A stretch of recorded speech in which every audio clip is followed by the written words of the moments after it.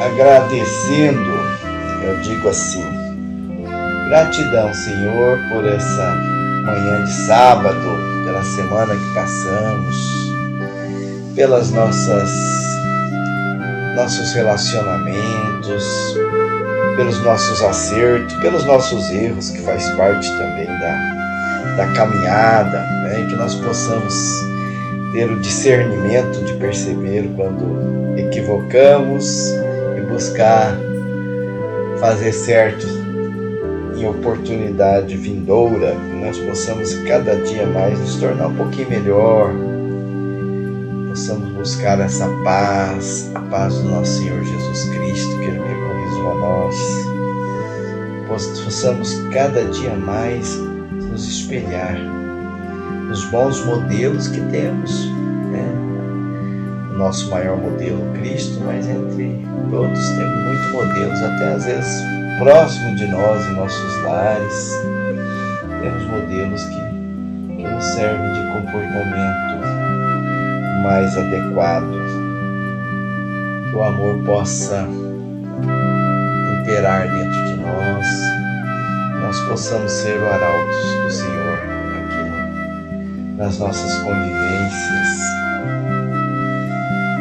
que essas energias que nos envolvem possam nos abrir as nossas mentes, abrir os nossos corações para receber a mensagem do dia, que essa mensagem possa nos transformar, nos motivar à transformação, nós possamos cada dia mais nos esforçar para buscar o Senhor. Graças a Deus, que a paz do Mestre Jesus permaneça entre nós. Que assim seja. Assim seja. Muito bem, na semana passada nós vimos o capítulo 44. O capítulo 44, o título dele é Assistência. Vocês devem estar lembrados mais ou menos, né? Foi aquele momento, ele começa com uma descrição sobre a chegada dos enfermos para serem atendidos. E a descrição que foi feita por André Luiz nos lembra até aqueles filmes de terror, né? De pessoas assim, todo quebrado, ferido, alguns com os olhos perdidos. Então, muito sofrimento, muita dor, muitas pessoas reclamando, outras sendo amparadas pelos mentores para a chegada na casa da dona Isabel ainda, né? Que eles estavam lá. O local de assistência era lá. Olha que coisa bonita, né? A casa dela servia para esse afim, né? Para esse trabalho. E aí, no primeiro momento, André Luiz e Vicente ficaram assim surpresos, né? Com toda aquela movimentação. Mas o Aniceto já logo em seguida falou: vamos ao trabalho, vamos distribuir alguns passos de reconforto. E André Luiz surpreso, porque ele falou que achava que não estava preparado para aquele trabalho. E Aniceto falou: não, como não? Claro que está, né? O que precisamos aqui é boa vontade, desenvolvimento da boa vontade, aquele propósito sincero de ajudar, né? Então, todos podem ajudar.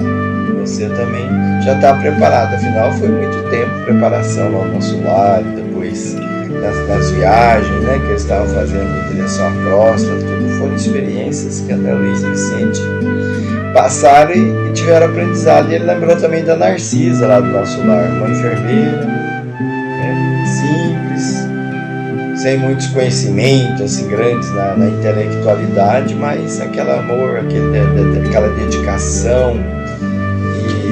E ela que foi a mestra dele lá também, orientando o André Luiz como fazer, né, para auxiliar. Né. Ele até classifica ela aqui como prisioneira do sacrifício em nosso lar. E ele parecia que ouvia a voz dela, orientando ele auxiliar sempre que possível, né? Não parecer a oportunidade auxiliar, né? Renovar as esperanças, passar mensagens de otimismo para as pessoas, não criticar, não julgar, né? Que às vezes nosso primeiro momento é falar bem assim, não, mas está acontecendo isso porque merece mesmo, né? Fez alguma coisa no passado, agora está passando por isso, nada disso. Simplesmente servir, ajudar e pronto. Educa, anima, eleva, desperta, sem ferir os que ainda dormem.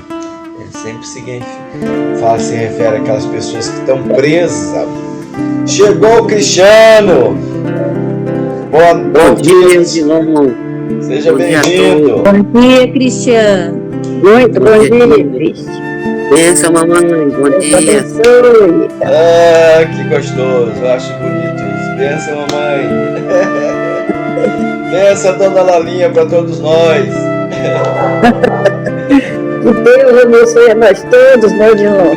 Gratidão! Amém. Gratidão. Amém. Muito bem, então nós estávamos lembrando da passagem do capítulo 44 do capítulo anterior. E a André Luiz estava lembrando das palavras lá do nosso lar, né? Da Narcisa, dizendo para ele animar os feridos, né? Que ele está no meio daquelas muitas pessoas ali chorando, outras meio que zumbi, assim, sem saber o que estava acontecendo, outros sendo parados. Então, isso fortaleceu ele, né? E a Aniceto, então, falou, designou 6 pessoas para ele atender, né? Naquele primeiro momento. E é uma coisa que chama atenção, que nós vamos lembrar no capítulo de hoje, é que, primeiro, a questão do trabalho da Narcisa, né? Uma enfermeira dedicada, espírito de sacrifício, sem grandes conhecimentos científicos, mas o que tinha nela era boa vontade e amor ao próximo. E isso era o que bastava para o trabalho que ela fazia. E aqui também, nesse momento, que o André Luiz, ele lembra que no momento que ele se envolveu no trabalho e com aquelas pessoas em sofrimento, ele já não recorria mais aos conhecimentos científicos. Ele, naquela curiosidade que ele tinha, né, antes, e tem sempre, né, porque ele é como repórter do além, ele, naquele momento, ele não veio a ele. Veio simplesmente o espírito de ajudar, né? Não lembrava de nenhuma técnica, tem que fazer o passe dessa ou aquela maneira, tem que atender dessa ou daquela maneira, simplesmente auxiliava. E os conhecimentos que filiaram ele ao mundo, né, naquele momento, perdeu a sua importância. E ele atendeu, então, aquela senhora cega, né, que por problemas do tracoma, e quando ele atendeu, a senhora ficou muito agradecida a ele, e louvou ele, se ajoelhou e agradeceu, e ele ficou preso àquela situação, né? Em primeiro momento, assim, ele, imagina, foi uma surpresa e uma coisa assim, uma comoção muito grande da parte dele, promoveu uma cura, que aconteceu através do magnetismo, né, que ele trabalhou ali, e ele ficou por um momento assim, preso àquilo ali. Então Aniceto veio e falou, olha, Sandré, a excessiva contemplação dos resultados pode prejudicar o trabalhador. Deu um puxãozinho de orelha nele, né? Nada de ficar se auto-vangloriando ou admirando sua obra, né? Eu tenho mais gente aqui para ser atendido. Atende, auxilia e passa, né? Não há nada de ficar. Então ele fala, em ocasiões como essa, a vaidade costuma acordar dentro de nós, fazendo-nos esquecer do Senhor. Então não esqueça que Ele é a luz dos nossos corações. Somos só instrumento de Deus, de Jesus. Então o servo fiel, ele não se inquieta pelos resultados. Então essa advertência é muito importante para todos nós, né? Não se inquietar pelos resultados. simplesmente serve e passa. Às vezes a pessoa fica esperando a gratidão, né? Alguém falar agradecido, um olhar, um abraço. Não, serve e passa, né? Você lembra que você foi só instrumento. Se não fosse você, seria outra pessoa. Deus escolheu você para te dar a oportunidade de você ser útil na obra do Senhor e aprender com aquilo ali, né? Então a gente às vezes fica preso a isso ainda achando que é muito importante, né, naquele processo todo, né? Eu sou muito importante, né? Deus precisa de mim. Nós invertemos a coisa, né? Às vezes a gente inverte, né? Deus precisa de mim para que a obra dele se faça. Não, não. Deus nos oportuniza determinadas circunstâncias para que a gente cresça. E então chamou a atenção do André para que ele continuasse o trabalho. E assim ele fez, né? Continuou o trabalho e entendeu a mensagem passada por Aniceto. Chamou a atenção também que dos 6 casos, 2 casos ele conseguiu resultado, 4 outros não, né? Também, né? Ou não conseguiu resultados. Então a gente percebe, né, que não é sempre, né, que consegue resultados. Tem a questão várias circunstâncias envolvendo, principalmente o merecimento, né, que precisa ser considerado. Às vezes aquela situação ainda é necessária a pessoa permanecer nela, porque ela faz parte do seu crescimento, do seu aprendizado, e ela precisa continuar ainda com aquela atribulação, com aquela aflição que ela está passando. Então esse foi o capítulo 44. Se alguém quiser fazer algum comentário mais, senão nós já vamos para os 45, que é a mente enferma.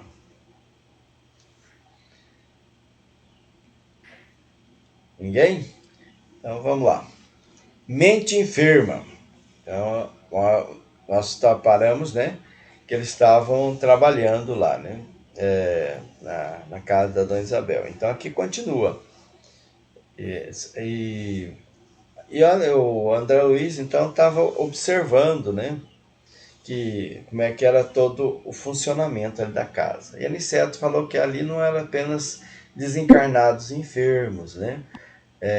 Os encarnados também aparecem ali, né? Durante o estado de emancipação espiritual, quando adormece, eles vão para aquele momento ali, né? E ele chama ali de irmãos corporificados, né? Então tem uma percentagem grande, né, de irmãos corporificados que também são doentes, são necessitados e que na quantidade muito parecida, semelhante à dos que estão desencarnados.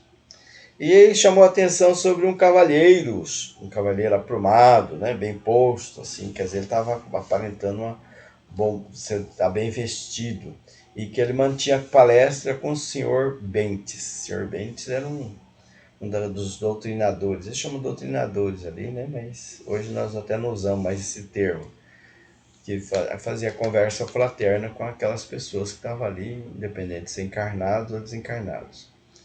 E ele observou, e o Aniceto chamou atenção para que ele observasse, que ele estava rodeado de sombra na conversação com o senhor Bentes. E aí falou, ouça a palavra, ouça o que ele está dizendo.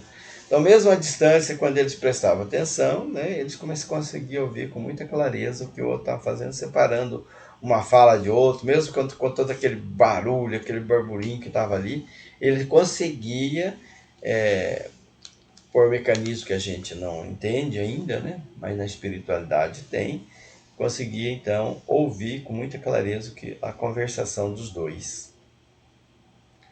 E então ele falou para julgar, né? André Luiz estava ali no processo, né, de aprendizado. Julgue o que o cavalheiro está falando. Muito bem. E no cérebro dele aparecia aquelas nuvens. Bom, há muito frequento reuniões espiritistas, dizia o cavalheiro, o moço, né? seu Fidelis, à procura de alguma coisa que me satisfaça. No entanto, aí sorriu irônico, ó. Eu ou a minha infelicidade é maior que a dos outros, ou estamos diante de mistificação mundial. Então, ali na fala dele, né, já dá para entender que ele é uma pessoa que não está ali, mas não está acreditando no que está vendo. Isso aí é mistificação. Não sei se todos é do conhecimento de todos, né? Mistificação é aquela simulação, né, mediúnica. No caso da doutrina espírita, né, é utilizado esse termo, quando a pessoa está fingindo que está recebendo o espírito, mas não está. Uma coisa assim mais consciente, né, de propósito. O charlatanismo que o Kardec falou, né, isso é mistificação. Tem o animismo, né, que o animismo a gente é a própria pessoa que está recebendo o espírito, ela mesma, né, falando, mas às vezes ela nem tem consciência disso, né? E toda comunicação mediúnica, ela tem um pouco de animismo. Sempre tem uma participação do médium. Dificilmente não, ela nunca é pura. Ela sempre tem um percentual de participação do médium, né? Porque o médium, ele reproduz as ideias e as falas do espírito, mas ele acaba contaminando um pouco essa fala com o que ele está dizendo também. Ele também tem uma participação ali, maior ou menor, dependendo. E tem casos de animismo onde, às vezes, até numa reunião mediúnica, quem se comunica é o próprio médium. Ele está precisando daquela comunicação, ele está precisando ser orientado, né? E ele nem sabe o que é ele. Às vezes, ali ele emancipa espiritualmente e ele acha que é um outro espírito, e aí ele, às vezes, até recordando de outras vidas, de outros momentos, e ali passa por orientação espiritual, por um trabalho de recondução, é uma terapia que ele faz ali no momento da reunião mediúnica. Então, o animismo, ele não é uma coisa propositada, não é um erro. Agora, já a mistificação, sim, a mistificação é uma coisa que faz de propósito. É aquelas pessoas que fazem para enganar as pessoas, os outros, né? Que às vezes leem sorte, fazem previsões, e na verdade elas estão só utilizando do outro para mistificar o trabalho. Então o senhor Fidelis aqui, ele estava questionando o espiritismo nessa situação, né? Falando, olha, eu frequento já há algum tempo e não estou satisfeito, né? Eu acho que é tudo mistificação, né? Ele não acreditava no que estava acontecendo ali. E então ele dizia assim, ó, tenho estudado muitíssimo, não me furtando ao crivo da razão rigorosa. Então ele era estudioso, ele era um pesquisador, uma pessoa culta que tinha conhecimentos. Então ele estava falando com a autoridade de quem estuda, né, que sabe de muitas coisas. Já devorei a extensa literatura relativa à sobrevivência humana e não encontrei resposta. O espiritismo está cheio de teses sedutoras, mas o terreno está cheio de dúvidas. Realmente, né, a doutrina espírita, ela apresenta assim, uma argumentação muito interessante, né? O Kardec, ele era um pedagogo, né? E tinha uma didática muito boa, né? Então fazia comparações, referências, e mesmo os espíritos, né, trouxeram muitas informações. Então realmente a pessoa que lê ali tem uma ideia muito boa sobre a doutrina espírita. Então ele usa esse termo, sedutora, né? Cheio de teses sedutoras, mas que gera muitas dúvidas. A obra de Kardec inegavelmente representa extraordinária afirmação filosófica. Entretanto, encontramos com Richer um acervo de perspectivas novas. Ele cita, né, autores, outros, né? Que esse Richer foi o pai da parapsicologia, aquela anticiência, né? Investiga os fenômenos mediúnicos com o intuito de provar que tudo é farsa, que é mistificação e tudo mais. Nós tivemos alguns nomes aqui no Brasil mesmo, o Padre Quevedo, né? Foi muito lembrado, né, no trabalho da parapsicologia. que era para estudar os fenômenos, né, e contestar, dizer que eles não são reais. Então, a metapsíquica corrigiu muitos voos da imaginação, trazendo à análise pública observações mais profundas sobre os desconhecidos poderes do homem. Então, aqui ele está, então, chamando, né, a ciência, que a ciência nunca provou que essas mediunidades elas existem realmente. No exame dessas verdades científicas, o mediunismo foi reduzido em suas proporções. Precisamos de um movimento de racionalização, ajustando os fenômenos ao critério adequado. Então, aqui ele está apresentando uma ideia, né? Precisamos racionalizar tudo isso, ver os fenômenos, né, de uma forma mais criteriosa, porque nós estamos presos a ideias que tem muita mistificação no meio. Todavia, meu caro Bentes, vivemos em paisagem de mistificações sutis, distante das demonstrações exatas. Aí o Bentes, né? É interessante como é que é o comportamento desses mentores, desses espíritos assim, de escola, na comunicação com o outro, né? Eles não se abalam, assim, eles não entram em desequilíbrio, né? Eu tenho muita dificuldade nessa área. Quando alguém vem me falar alguma coisa que eu não concordo, eu cresço e começo a discutir de forma assim, muito enfática e acabo perdendo a discussão, porque eu não me contenho, eu tenho que aprender a falar com essa calma, com essa segurança, né? E seguro na fé, né? Como diz aqui, né? Tem até uns estudos, né? Comunicação não violenta, que orientam sobre essa questão, que a gente precisa trabalhar essa forma de comunicação. E eu realmente, eu confesso que eu tenho dificuldade nessa área, né? A gente se extrapola.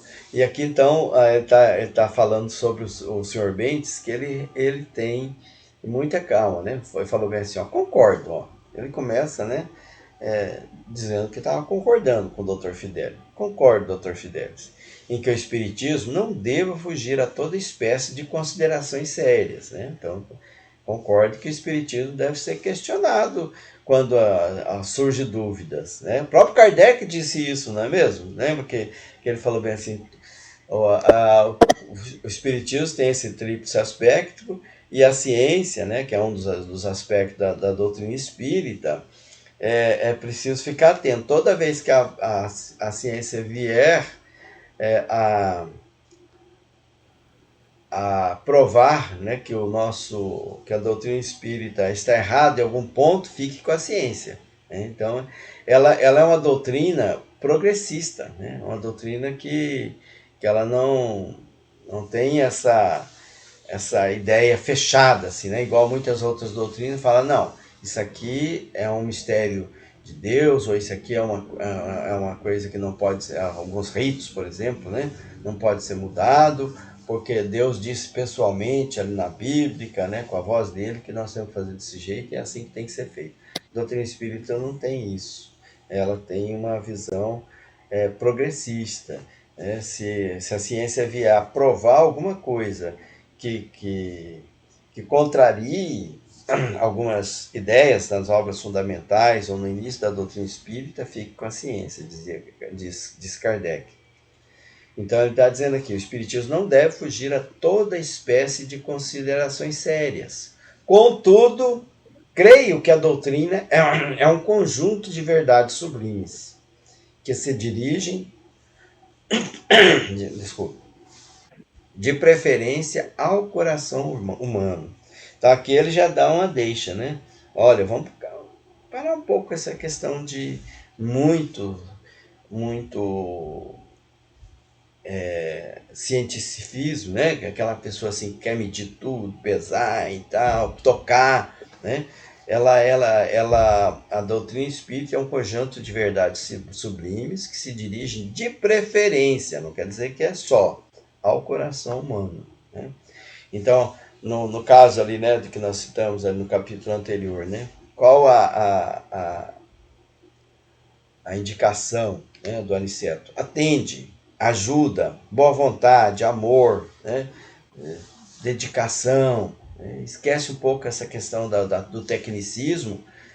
Às vezes até em casos espíritas, né? Tem que dar passe desse ou daquele jeito, tem que fazer oração de pé ou sentado, não pode cruzar as pernas ou os braços. Tem algumas coisas que às vezes, né, vestir dessa ou daquela cor. Então, essas coisas faz parte de ritos, né? Não tem essa importância toda que se dão a ele. Então, a recomendação é que se prenda à questão da necessidade, né, do coração humano, preferência do coração humano. Então, é impossível auscultar-lhe a grandeza divina com a nossa imperfeita faculdade de observação, ou recolher as águas puras com o vaso sujo dos nossos raciocínios viciados nos erros de muitos milênios. Começando aqui pelo final desse parágrafo aqui, nós acumulamos crenças há muitos milênios, né? Para desfazer isso aí é muito difícil. E se a gente for observar, né, tem pessoas que tem ideias, né? E pessoas, quando a gente diz pessoas, a gente se inclui no meio, né? Nós todos, talvez, em muitas situações. A pessoa vem e fala, olha, isso aqui é verde. E a pessoa olha, tá verde, é verde mesmo. E o outro fala, não, é amarelo. E não tem quem convença ele, né? Não tem aquelas questões aí da Terra, né? Dos planetas, né? Lá atrás, né? Quando a igreja dominava, que dizia que a Terra era o centro do universo e que a Terra não era redonda, que até hoje tem pessoas que acreditam nisso. Então, são situações, né, que por mais que se prove o outro, ele não vai admitir, né? Então, são raciocínios viciados nos erros de muitos milênios que a gente carrega. Então, a nossa faculdade de observação ainda não está preparada para algumas verdades, né? Então, o vaso, né, o recipiente para aquelas verdades ainda não está pronto. Por isso que ele fala, vaso sujo, né? Vaso sujo. Não consegue receber as águas puras. Nós ainda não estamos preparados para convencer de alguma situação. Ao demais, temos aprendido que a revelação de ordem divina não é o trabalho mecânico em leis de menor esforço. A revelação ela vai acontecendo, mas não é mecânico e não é sem nenhum esforço. Então, o Fidelis ali, ele quer ser convencido. Deus, se você quer que eu seja seu seguidor, me convença. Quer dizer, é o inverso, né? A gente às vezes nos coloca, né, da posição de onipotência, né? Uma coisa assim, vaidades, arrogância. Tem uma passagem do Cristo, né, que quando ele está desencarnando, já está lá no crucificado, né, alguém diz para ele, eu não lembro a passagem direitinho, mas alguém diz para ele assim, desça, se você realmente é o Filho de Deus, desça aí e impõe o seu poder. O que eles querem, né? Prove, né? Prove para nós, senão nós não acreditamos. Se você não provar fisicamente, matematicamente, eu não acredito, né? E assim também nós fazemos com Deus. Às vezes a gente quer que Deus venha aqui e fala, faça na marra, né? Abre as nossas mentes, mas não é uma conquista. A gente vai conquistando as verdades, vai analisando, vai nesses debates e a gente vai aprendendo. Então, não é um trabalho assim rápido, é um trabalho árduo, por isso diz, em leis de menor esforço. Não é em leis de menor esforço, a gente precisa trabalhar para conquistar essas verdades. A gente vai aprendendo aos poucos, porque a luz, se ela chega de uma vez só, ela cega, né? Então é preciso que ela venha aos poucos. Lembremos que a missão do Evangelho com o Mestre foi precedida por um esforço humano de muitos séculos. A história da humanidade registra isso. O conhecimento ele é fruto de conquistas. O conhecimento que nós temos hoje, ele é séculos e séculos, milhares de anos para chegar ao que nós chegamos, e nós estamos no comecinho de algumas verdades. Se você for falar assim, pouco tempo atrás, a gente a gente se surpreende, né? Por exemplo, nas obras de André Luiz, né, ele fala em monitor, né, vídeos, né, que se vê. Isso aí, se fosse falado lá atrás, uns 100 anos atrás, a pessoa fala, isso é besteira, isso não existe, né? Hoje nós temos, né, controle remoto e muitas outras coisas que as pessoas duvidavam que poderia acontecer. A internet, né, quem imaginaria que nós chegássemos a isso? Então, se fosse falar sobre isso no passado para algumas pessoas, ela fala, não, você está viajando, isso aí nunca vai existir, isso é impossível, né? Então, a conquista da verdade, ela envolve séculos, né? E das verdades espirituais, né, também, as duas caminham juntos, né? A intelectualidade e a espiritualidade. Antes de morrerem os cristãos nos círculos do martírio, quantos precursores de Cristo foram sacrificados? E ainda hoje, né? Hoje ainda tem as perseguições. Primeiramente, devemos construir o receptáculo, né? Então, primeiramente, precisamos trabalhar o vaso, né? A nós mesmos, né? Para a gente estar receptivo a essas verdades. Em seguida, alcançaremos a bênção. A Bíblia, sagrado livro dos cristãos, é o encontro das experiências humana, cheia de suor e lágrimas, consubstanciado no Velho Testamento com a resposta celestial sublime e pura no Evangelho de Nosso Senhor. Então, na Bíblia mesmo, a gente observa isso, né? Quanto que nós já avançamos em todas as áreas, né? A Bíblia é um livro histórico que registra, né, lá atrás, né, quantos nós éramos ignorantes ainda, e somos, né, naquela época muito mais, né? Cometíamos atrocidades em nome de Deus, e hoje ainda cometemos. E o Dr. Fidelis ouvia aquelas lições, mas como ele ainda, né, como foi citado ali, né, um vaso ainda não preparado, ele ouvia de modo vago, sorria, aquele sorriso de quem não está levando a sério, ironia, sentindo a vaidade dele ofendida, né? Porque geralmente quando a gente é contestado em algumas coisas, a gente fica, né, ofendido. Imagine, está dizendo que eu não sei das coisas, como assim? Logo eu estudei tanto, né? Pesquisei tanto, como é que vai me dizer que eu não sei? Não pode. E Bentes não perdeu a oportunidade, continuou. Se todo serviço sério da existência humana é alguma coisa de sagrado aos nossos olhos, que dizer da expressão divina no trabalho planetário? Tá? Aqui ele lembra de todo o universo, né? Os planetas, a harmonia de tudo isso, né? Como é que a gente vai contestar isso aí, né? Como é que a gente vai questionar a existência disso e a existência humana, né? Nós vamos questionar tudo isso porque é vaidades, né? Então, é considerando a essência do serviço na organização do mundo que seria de nós ser um punhado de espíritos amigos, sábios, nos arrebatasse a visão ampla de orbes superiores, impelindo-nos a eles precipitadamente, tão só pelo fato de nos dispensarem como indivíduos uma estima santa. Então, a gente não conhece bem nós mesmos, né? Nós não nos conhecemos, né? Nós queremos conhecer a organização de tudo, dos mundos, as leis, né? Como é que rege. Aí a gente quer assim que um punhado de espíritos, né? Como diz aqui, né? Nos arrebate e nos leve e fala, olha, tá vendo isso aqui? Isso aqui é o universo, isso aqui são os planetas, ter toda essa visão assim. E isso vai convencer? Será que nos vai convencer? A visão ampla de tudo que existe no universo? Ou a gente vai falar, não, isso é ilusão, isso é coisa da minha cabeça, né?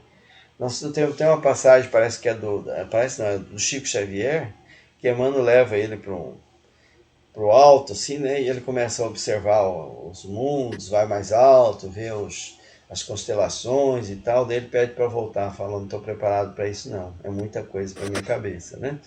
Então, assim somos nós. O universo, as leis ainda são muito maior do que a nossa pequeneza aqui. Estaríamos preparados, então, para uma mudança tão radical, né?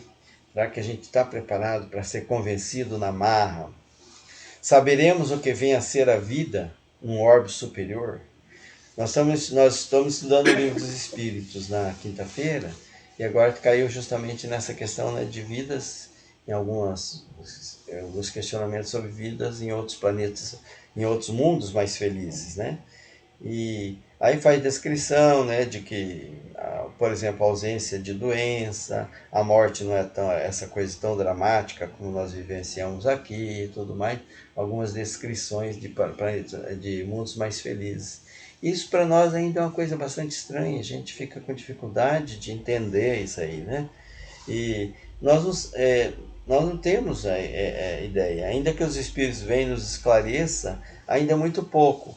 O próprio André Luiz diz para a gente que o que a gente vê, né, na vidência é muito pequenininho, né, em relação ao que realmente existe. E o que a gente lê nos livros ainda não nos convence, né, nos convence muito pouco. A gente ainda vê essas descrições do mundo espiritual, a gente filtra muito delas, outras a gente aceita, outras a gente ainda não aceita, e ainda assim a descrição é muito pequena, que André Luiz mesmo diz, não estou falando tudo o que acontece aqui, porque é muita coisa, né? Vocês não conseguiriam entender tudo isso. Temos trabalhado bastante para entender, então, os divinos desígnios e a Terra, e as nossas milenárias dívidas com o planeta que nos tem suportado as imperfeições, né? Como nós vimos até em capítulos anteriores, né, nós maltratamos muito a Terra, né? Como é que nós encaramos isso e ainda nós fazemos tanto mal à Terra? Como residir nos andares mais altos sem drenar os pantos que jazem embaixo? A gente ainda não aprendeu as coisas simples da vida e queremos ter ideias mais amplas.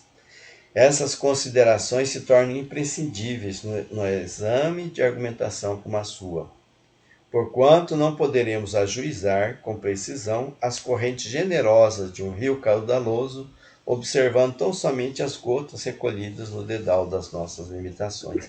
Comparação forte essa, né? A gente quer entender todo um rio com algumas gotinhas de água, né? A gente não vai entender. A gente ainda é muito pequeno quanto a isso. Pessoal, alguém quer comentar? Algum comentário? Eu estava pensando que a nossa vida aqui, a nossa existência inteira é sempre aprendizado, né? Tem uns que aprendem mais um pouquinho, outros não aprendem nada. É uma eterna construção. A gente tem que lutar para fazer uma construção bem alicerçada, né? Para não cair com o vento, não ir com a tempestade. Essa construção de aprendizado, de coisa boa que a gente tem que fazer aqui na Terra, né? Mas é um eterno aprendizado, a gente nunca para de aprender. Não é igual você fazer, por exemplo, você estudou do primeiro, segundo, terceiro ano, fez mestrado, fez doutorado, pós-doutorado, e vai indo. Você não para de aprender o aprendizado. Você sempre tem que estar aprendendo. Nós ainda estamos no pré, ainda aqui na Terra, né? Mas estava mais ou menos na primeira série, aqui na Terra. Ainda demora demais nós chegar lá no doutorado, né? Ô, vida, ainda está longe, mas nós temos que caminhar, não desistir. Não desistir da nossa luta, do nosso aprendizado. Fazer menos coisa errada do que coisa boa, para poder ter a balança pender mais para o lado do bem. Porque fazer o erro, se você continuar fazendo erro, você não tem tempo de aprender coisa boa. Então você tem que lutar para errar menos e aprender mais. Isso. Ser um aluno assim, mais tranquilo, sem repetência. É isso mesmo. Lembrando da frase lá do filósofo, né? Só sei que nada sei. Porque quanto mais a gente aprende, mais a gente percebe que tem a coisa a aprender. Nada sabe. Que sabe tão pouco, Isso. né? Que sabe tão pouco. E a gente, às vezes, no caso do Dr. Fidelis aí, né, aprende um pouquinho e já acha que sabe tudo. E daí eu quero questionar Deus, né? Quero ensinar a Deus como é que faz as coisas. Peraí, tá meio errado esse trem aí, né? Agora que eu aprendi, eu vou ensinar a Deus. Então, às vezes, a pessoa fica nessa arrogância. E pessoas que têm esse tipo de comportamento é muito complicado. Nós estamos vendo isso hoje no mundo e no Brasil, né? Tem muitas ideologias surgindo aí, bizarras, absurdas, totalmente contrária ao que Jesus preconizou e falando em nome de Jesus, né? Tem muitos falsos profetas, muitas pessoas vendendo ilusões, né, para outros, né, e espalhando o mal. Isso que é pior, né? Porque toda doutrina que leva a pessoa ao bem, ela é bem-vinda, né? Não importa o tipo de crença. Até o ateísmo, né? Se a pessoa... Eu sou ateu, mas eu faço bem, perfeito, bacana, né? Eu ajudo, eu tenho compaixão pelo outro. Agora não adianta nada eu falar em Deus, em Jesus, e tá fazendo mal, tá espalhando, né, o mal, o preconceito. E hoje nós temos muito isso, né, dentro de igrejas, aqueles que deveriam defender a ideia de Deus, fora delas também, né. Então a gente precisa aí resgatar a questão, né, do Evangelho de Jesus e lembrar das lições. E esse tipo de ideologia, elas, pelo que está se percebendo, elas estão assim, as pessoas que estão envolvidas nela não se convencem, o contrário, né? Pode, é aquela história que nós falamos, né? Você pode provar para ele, não tem jeito, ele não aceita, ele continua preso àquela ideia. E é uma ideia que traz prejuízos, porque ela incita as pessoas a fazer o mal, né? O nazismo mesmo, né? Uma coisa que está acontecendo muito forte no mundo inteiro, né? Onde as pessoas acham que um é melhor que o outro, supremacia das raças, né? Que coisa ridícula, absurda, para nós conversar sobre isso nessa época, né? Preconceito. Então, tudo contrário àquilo que Jesus ensinou, né? Então é muito perigoso isso, né? Então é uma questão que precisa ser realmente trabalhada, ser conversada, principalmente com as nossas adolescentes, nossas crianças, porque eles estão sendo muito envolvidos, né, pelas mídias, né? A internet e tudo mais, e ali vem de tudo. E ali tem muitas doutrinas perniciosas, né? Perniciosas. Que doutrinas perniciosas, elas precisam ser extirpadas, precisam ser, porque elas fazem mal um ao outro, né? Toda doutrina boa que leva a pessoa à prática do bem, não importa o nome que ela leva, né? Nós temos pessoas boas em todos os segmentos religiosos, né? Tem pessoas muito boas que fazem o bem, ajudam e ensinam o amor ao próximo. Mas tem alguns, né, que estão nesse desvio. E isso é muito bem organizado, tanto aqui no nosso planeta, quanto na organização espiritual. É um movimento que está sendo feito e muito perigoso. Então, esse caso aqui do Dr. Fidelis, ele nos chama atenção para esse momento que nós estamos vivendo também. A gente precisa estar alerta a isso, né, para que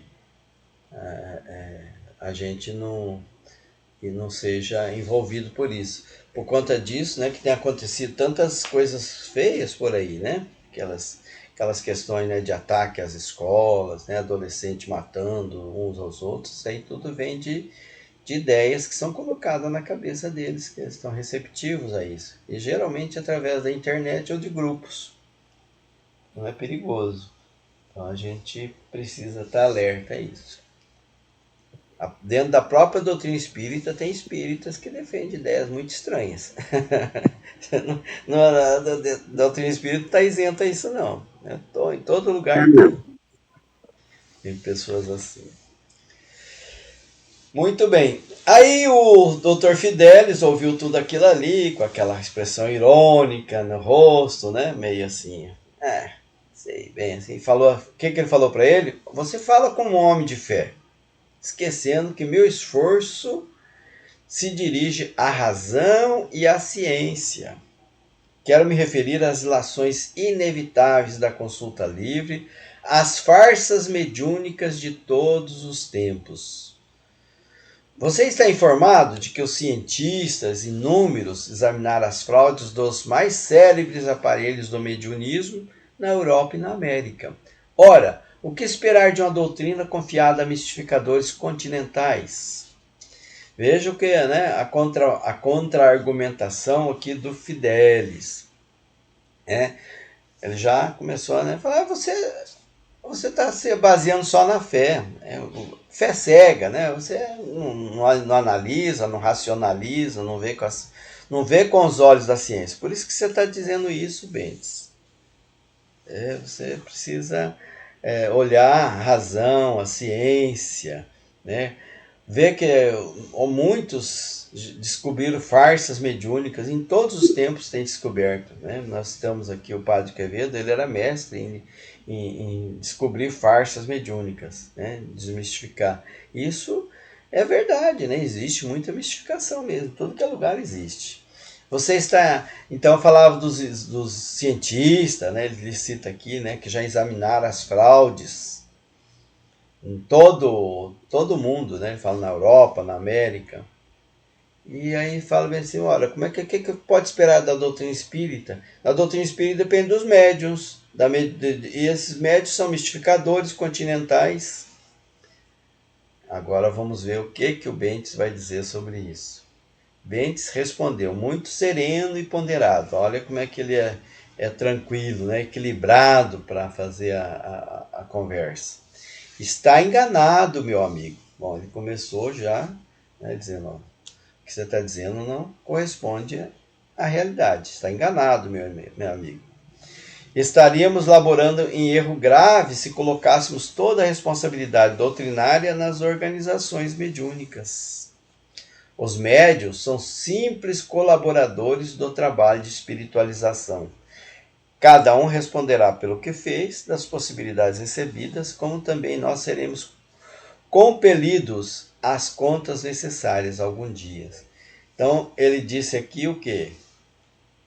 Que não é bem assim, né? A doutrina espírita não foi confiada a médiuns, né? Kardec, ele fez uma questão muito criteriosa na elaboração, na codificação da doutrina espírita, colocou a ciência ali dentro, né? E falou que a ciência prova, então, que nós estamos errados e apresente a verdade, né? Mas e se nós ficaremos com a ciência sempre. Então, a fé raciocinada, né? Então, ele pesquisou em médiuns do mundo inteiro, mandava a mesma pergunta para médiuns de diferentes regiões, comparava as respostas, comparava com os conhecimentos da época, e ainda assim ele falou, pode ser que tenha erro, sim. Se tiver erro, vamos corrigir. É uma doutrina, como eu disse anteriormente, progressista, né? Até agora não se encontrou, mas se encontrar algum erro, vamos corrigir, vamos... Não é. E esses médios que estão usando da mediunidade para fazer o mal, para espalhar a mentira, eles vão ser responsabilizados, né, também, porque vão prestar conta do que fazem.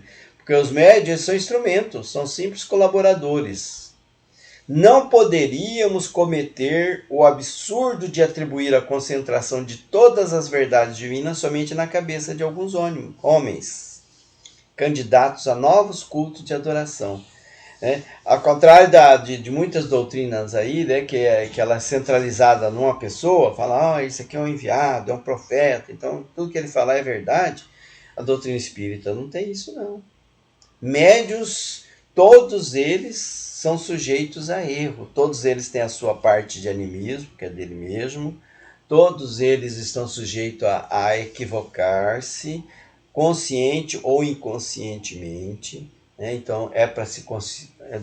Kardec ele passou várias orientações para filtrar o que se diz. Não é porque a pessoa diz, aqui quem está falando é Deus. Nós vamos acreditar que é Deus, que é Jesus, que é Bezerra de Menezes, Então ele falou que era para a gente filtrar, colocar razão, não cometer então a doutrina espírita ela não está presa a uma ou algumas pessoas, como algumas doutrinas está, né?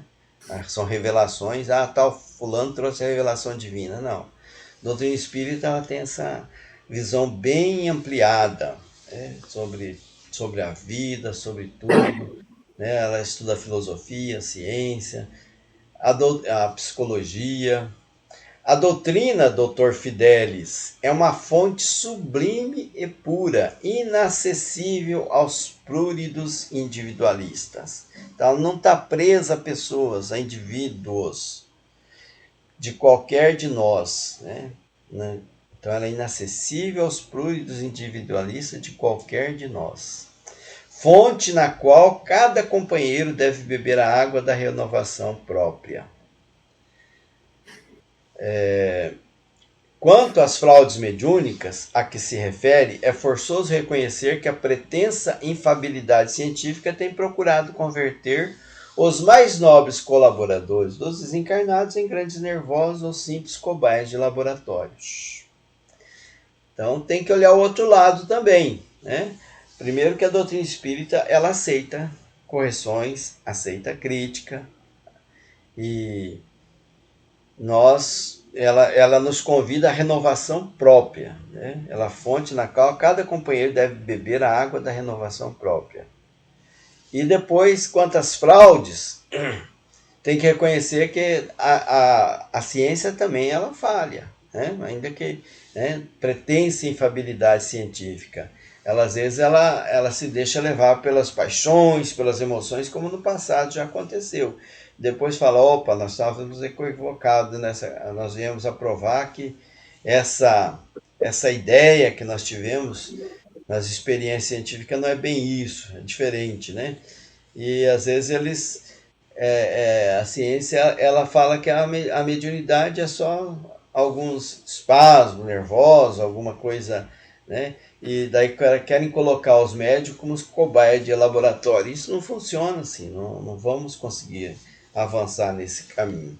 Os pesquisadores, atualmente batizados de metapsiquistas, né, foi o que o Dr. Fidelis falou, né, são estranhos lavradores que chameiam no campo do serviço sem nada produzirem de fundamentalmente útil. Então eles só combatem, eles só querem criticar, né, esses da paranormalidade aí, né, muitos deles, eles não querem a verdade, eles querem, são pesquisadores para poder achar equívocos aqui e ali. Então eles não produzem nada de bom, não querem produzir. Eles inclinam-se para a terra, contam os grãos de areias, com os vermes invasores, determina o grau de calor, estuda a longitude, observa as disposições climáticas, mas com grande surpresa para os trabalhadores sinceros, desprezam a semente. O mais importante eles não pegam para si, eles só querem criticar. O interlocutor deixou de sorrir e observou. Vamos ver. Então, o Dr. Fidelis não saiu convencido não, veja bem. Espero que a mensagem dos meus, estava esperando uma mensagem mediúnica ali, talvez uma psicofonia ou uma psicografia, com os meus sinais iniludíveis da sobrevivência após a morte. Ele quer que provem, ele ainda continua esperando, que me prove que a morte não existe. Aniceto nos tocou de leve e falou, repararam como este homem traz a mente enfermiça? Então ele é um enfermo da mente. É um dos curiosos doentes encarnados. Esse tipo de doença é complicada, né? Que a pessoa não sabe que está doente, ninguém convence que ela está doente, ela acha que ela é a mais saudável de todos, é a única que é dona da verdade. Tem vasta cultura e, todavia, como traz o sentimento envenenado, tudo quanto lhe cai nos raciocínios participa da geral intoxicação. Tudo ele transforma em coisa ruim. Então é um pesquisador de superfície, como ocorre com muita gente. Muita gente vem na doutrina espírita só pelos fenômenos, aí os fenômenos não convencem, aí ele sai dali descrente. Tudo espera dos outros, examina seu semelhante, mas não ausculta a si mesmo. Ele precisaria trabalhar o interior dele. Quanto à realização divina sem esforço humano. Quer a realização divina, aliás, sem o esforço humano. Ele quer ser convencido. Me prove, me prove, me prove. Reclama a graça, formulando a exigência. Ele exige. A graça é uma coisa que vem espontânea, que vem por merecimento. Quer o trigo da verdade sem participar da semeadura. Espera a tranquilidade pela fé sem dar-se trabalho das obras. Estima a ciência sem consultar a consciência. Muito bem, ainda falta um pedacinho e nós estamos no nosso horário. Daqui a pouco o Google vai nos tirar do ar. Está dizendo que falta só 2 minutinhos. Então vamos encerrar por hoje. Na próxima a gente relembra, continua um pedacinho disso aqui. Falta só um pedacinho e relembra aí. Alguém quer fazer a prece final? E já com as nossas despedidas? Que todos que Deus abençoe. Eu faço. Você vai fazer, dona Lalinha? Sim. Então tá.